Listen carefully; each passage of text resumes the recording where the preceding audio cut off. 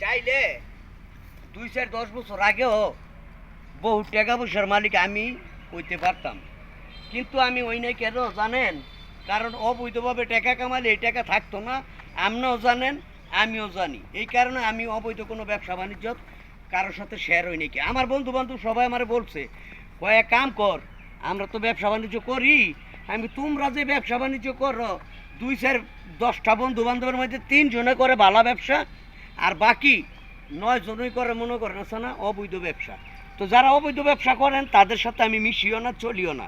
একটাই বেছে বাংলা মত, একটাই বেছে বাবা, আরেকটাই আছে সন্ধ্যার পরে গাঞ্জা লুয়ে দূর করে। হ্যাঁ, এই বাগো এই বাগো, ওই সিবাত এই সিবাত, সিবাত সবাই ঘুরে মিয়া। এই সমস্ত লোকের লগে চললে আমার বাণিজ্য থাকতো না।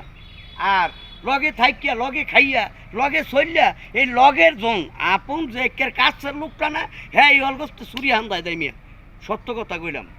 আর এই কারণে আমি আলতু ফালতু লোকের লগে চলাফেরা মনে করেন আর 22 বছর আগে থেকে বন্ধ করে দিচ্ছি।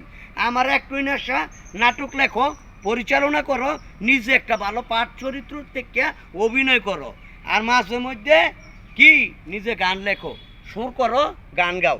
এটা হলো আমার অরিজিনাল কাজ। আমি অরিজিনাল কাজে ব্যস্ত থাকি।